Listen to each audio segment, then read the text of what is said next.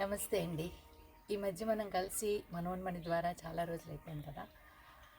ఎందుకో అందరికీ కూడా చాలా పనిలేని పనులు, నిజంగా పనున్న పనులు బిజీ అయిపోయాయి.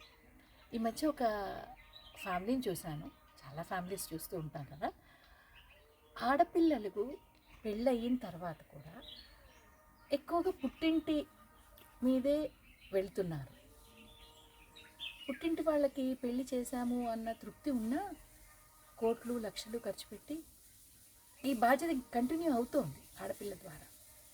అంటే ఏదో పెళ్లి చేసి కన్యాదానం చేశాక బాధ్యత వదిలిపోయింది అని అనుకోవాలని నేను అనుకోవట్లేదు. అలా బాధ్యత వదిలిపోదు కూడా. పిల్లలు అన్నాక మన పిల్లలు మనం ఉన్నన్నాళ్ళు మనకి ఆ బాధ్యతగానే ఉంటుంది, సంతోషమైన బాధ్యత.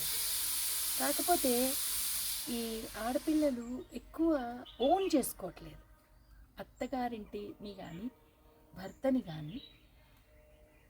ఎక్కువ ఓనింగ్ లేకపోవటం వల్ల కొంచెం మనస్పర్ధలు, భేదాభిప్రాయాలు, నాది మనది అన్నది పోయి నాది అన్నదే ఎక్కువ అవుతుంది. దీనికి కారణం ఏంటి అంటే ఈ ఈ ప్రశ్న చాలామంది ఎక్స్ప్రెస్ చేస్తున్నారు.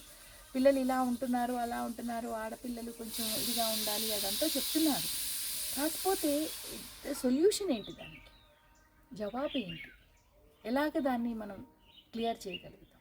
అంటే అమ్మా నాన్నలు ఆడపిల్లకి సరి అయిన దిక్సూచిగా ఉండడం లేదా, లేకపోతే ఎలా ఉండాలి అని పిల్లలకి చెప్పట్లేదు. అంటే వాళ్ళు అలా ఉన్నారు కదా. మరి ఇప్పుడు మన తరం కానీ మన పైన అంటే మన అత్తగారు వాళ్ళ ద్వారా మనం చూసిన ఇది కానీ ఎలా ఉంది, అత్తగారి ఇంటిని ఓన్ చేసుకున్నాం మనం కదా.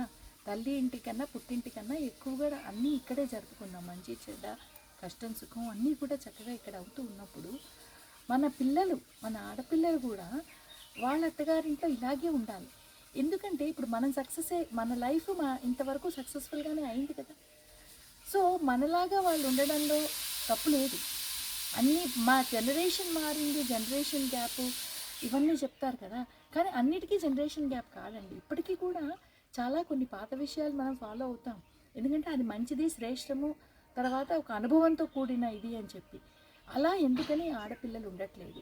అది ఆడపిల్లల ఫైనాన్షియల్ ఇండిపెండెన్స్ ఫ్రీడమ్ వలన, లేక ఎక్కువ ఏజ్ అంటే ఎక్కువ మెచ్యూరిటీ వచ్చిన తర్వాత పెళ్ళిళ్ళు అవ్వటం వలన, అంటే ఇండివిజువాలిటీ పెరిగిన తర్వాత పెళ్ళిళ్ళు అవ్వటం వలన, లేకపోతే అమ్మా నాన్నలు కూడా ఇద్దరు ఉద్యోగస్తులయ్యి కొన్ని ముఖ్యమైన విషయాలు పిల్లలతో షేర్ చేయడం కానీ, మంచి చెడు డిస్కస్ చేయడం కానీ, చెప్పడం కానీ చెప్పలేకపోవడం వలన అన్నది ఒక. కాబట్టి దీని మీద కొంచెం దృష్టి సారించి ఏం చేయాలి అన్నది ఆలోచిద్దాం. ప్రశ్న అందరిది ఒకటే, ఏమిటి ఎలా అన్నది. కాకపోతే ఈ మాధ్యమం ద్వారా మీకు వీలైతే మీ కమెంట్స్ ద్వారా కనుక తెలియజేస్తే అందరం పంచుకుందాం. మన పిల్లలే కదా అందరూ, ఆడపిల్లలందరూ. ఈ పుట్టింటికి పేరు తేవాలి, దానికి రెట్టింతగా అత్తగారింటికి కూడా పేరు తీసుకురావాలి కదండి. ఈ విషయంగా అందరం కలిసి ఒక నిర్ణయానికి వచ్చి మన అభిప్రాయాలన్నీ కలబోసి పిల్లలకి ఏది మంచో ఏది బెస్టో అది చేద్దాం. ఓకేనా? Thank you.